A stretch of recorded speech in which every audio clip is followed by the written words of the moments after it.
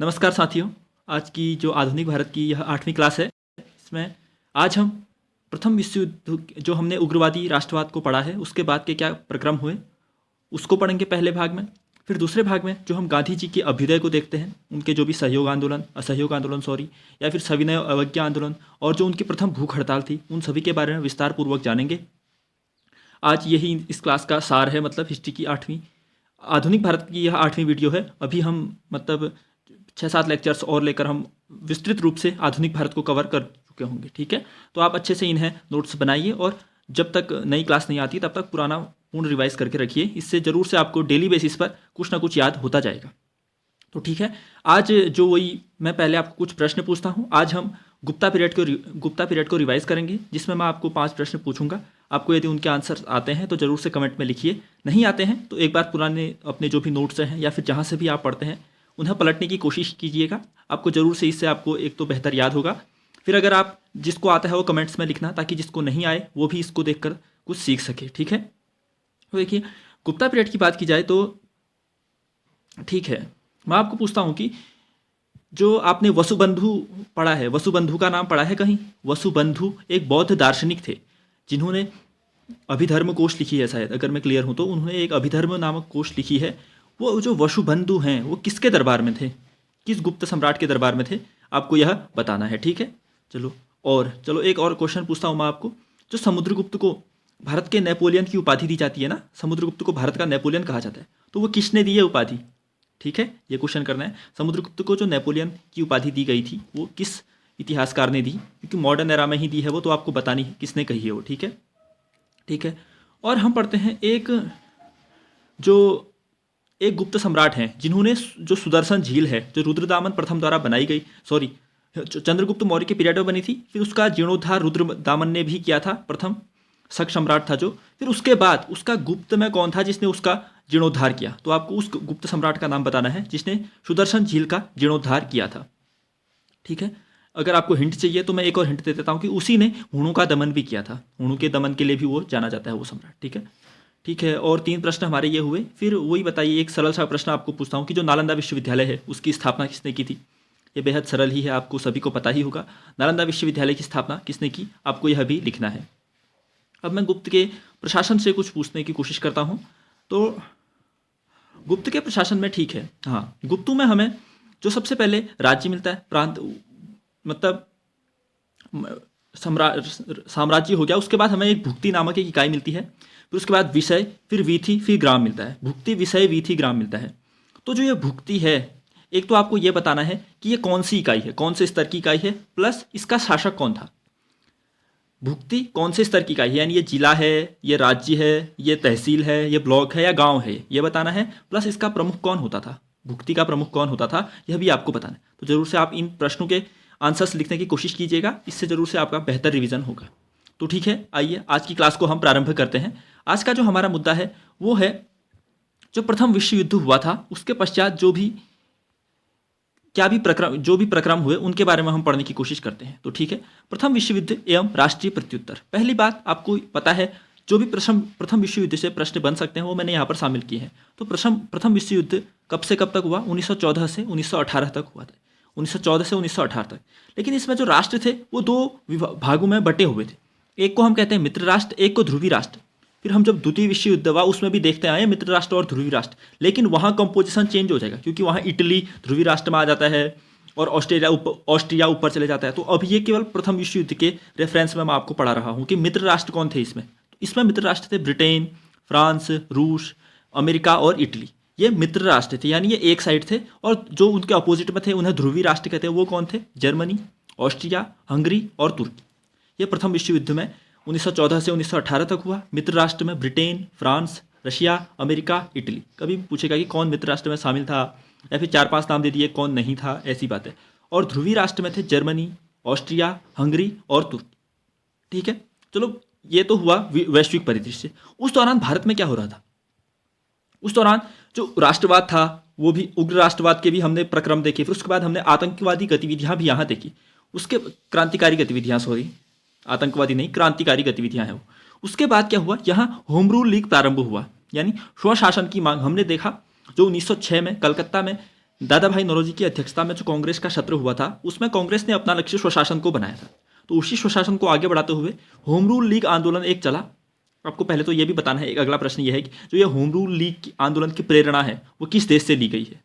Home rule league आंदोलन की जो प्रेरणा है वो किस देश से ली गई है। अब हम देखते हैं कि जो होम रूल लीग है वो दो भागों में थे। एक तो तिलक की होम रूल लीग थी और एक एनी बेसेंट की होम रूल लीग थी। दोनों के विचार थोड़े अलग अलग थे, तो दोनों ने अपनी अपनी कोई क्लैश ना हो इसलिए दोनों ने अपनी अपनी होम रूल लीग प्रारंभ की। तो पहले हम पढ़ते हैं तिलक की होम रूल लीग के बारे में। तिलक की होम रूल लीग जो है उसके बारे में, तो इसकी स्थापना हुई थी अप्रैल 1916 में। अप्रैल 1916 में इसका मुख्यालय है पूना में, पूना महाराष्ट्र में। और जो इसके लक्ष्य थे वही स्वराज्य की स्थापना और भाषाई प्रांतों की स्थापना, ये तिलक की होम रूल लीग के लक्ष्य थे। तो तिलक की जो होम रूल लीग थी उसकी स्थापना हुई अप्रैल 1916 में। मुख्यालय पूना महाराष्ट्र में था और इसके लक्ष्य थे स्वराज्य की स्थापना और भाषाई प्रांतों की स्थापना। ठीक हो गया। अब हम पढ़ते हैं एनी बेसेंट की जो होम रूल लीग थी उसमें क्या क्या बातें थी। तो एनी बेसेंट की जो होम रूल लीग थी उसकी स्थापना हुई थी सितंबर 1916 में। इसका मुख्यालय था मद्रास में, हमने पढ़ा है मद्रास में। और इसके सचिव थे जॉर्ज अरुंडेल। जो एनी बेसेंट की होम रूल लीग की है उसके सचिव थे जॉर्ज अरुंडेल। और जब जून 1917 में जो एनी बेसेंट है उन्हें गिरफ्तार किया गया था, तो इस दौरान जो एस सुब्रमण्यम अय्यर हैं इन्होंने अपनी सर की उपाधि त्याग दी। उन्हें सर एस सुब्रमण्यम अय्यर जो ब्रिटिश लोगों ने दी थी ना इन्हें सर की उपाधि, तो उन्होंने इसे त्याग दिया कब, जब एनी बेसेंट को गिरफ्तार किया गया था। तो ठीक है, एक बार रिवाइज करते हैं। एनी बेसेंट की जो होम रूल लीग है उसकी स्थापना सितंबर 1916 में हुई। इसका मुख्यालय मद्रास में है। इसके सचिव जॉर्ज अरुंडेल हैं। जब जून 1917 में एनी बेसेंट को, वो उसके जो भी सहयोगी थे यानी जॉर्ज अरुंडेल, इन सभी को गिरफ्तार किया गया, तो एस सुब्रमण्यम अय्यर जी द्वारा अपनी सर की उपाधि त्याग दी गई थी। ठीक है, चलो इतना भी हुआ। अब क्या हुआ इस होम रूल लीग का आगे, वो भी देखते हैं।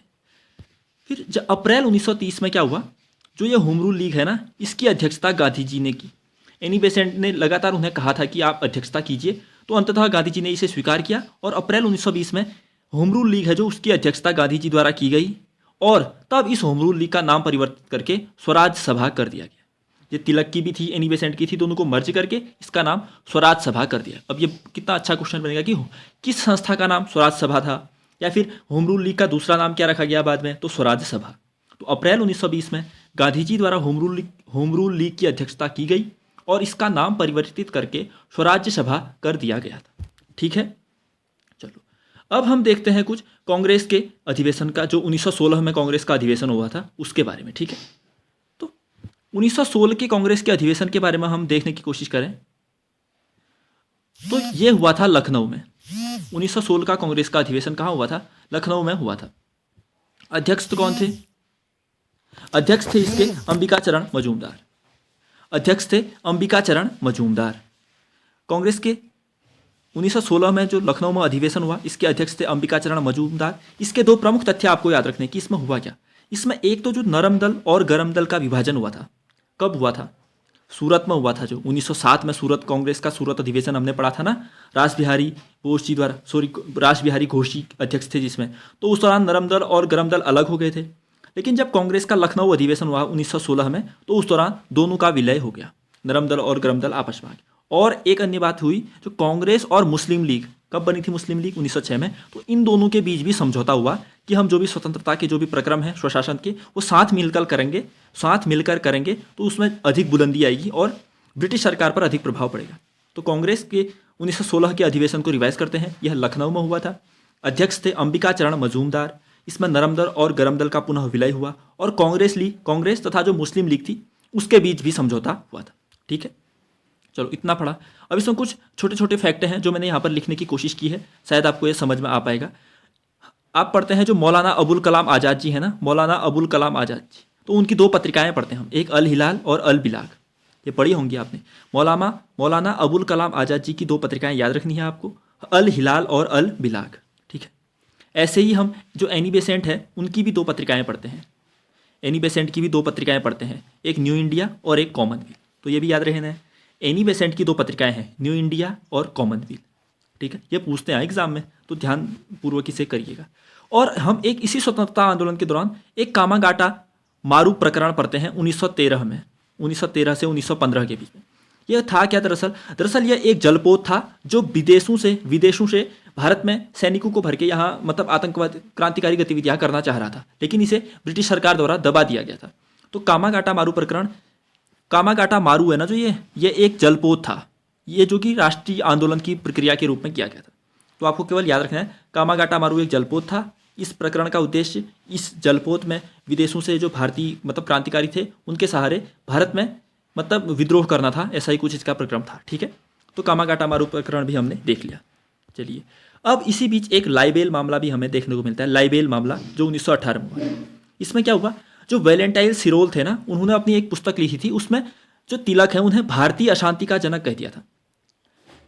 हाँ, इनकी पुस्तक का नाम अनरेस्ट टू इंडिया है, जिसमें इन्होंने तिलक को भारतीय अशांति का जनक कहा था। तो इसी के विरुद्ध तिलक ने वैलेंटाइन सिरोल के मामले के खिलाफ एक मामला मतलब शिकायत की थी। तो लाइबेल मामला क्या 1918 में हुआ था, क्योंकि वैलेंटाइन सिरोल ने अपनी अनरेस्ट टू इंडिया पुस्तक में तिलक को भारतीय अशांति का जनक कहा था, इसलिए उनके खिलाफ कार्रवाई के लिए तिलक ने यह मामला किया था। चलो ठीक है, ये भी आपको याद होगा। आइए अब हम देखते हैं आगे को, आगे क्या हुआ। अब हम देखेंगे गांधी के अभ्युदय को। अब गांधी जी का अभ्युदय हो चुका है, इसमें जो भी बातें आएंगी अब हम मतलब क्योंकि गांधी जी आ गए मतलब स्वतंत्रता की ही अब जो भी बातें हैं वो होने लगेंगी, सभी प्रक्रम उसी अनुरूप चलेंगे। इसके बाद भी अब सारी क्लासेस अति महत्वपूर्ण होंगी, तो आपको कतई स्किप तो नहीं करनी है और सब कुछ याद करना है। तो सबसे पहले हम पढ़ते हैं जो गांधी जी हैं उनके आंदोलनों के बारे में।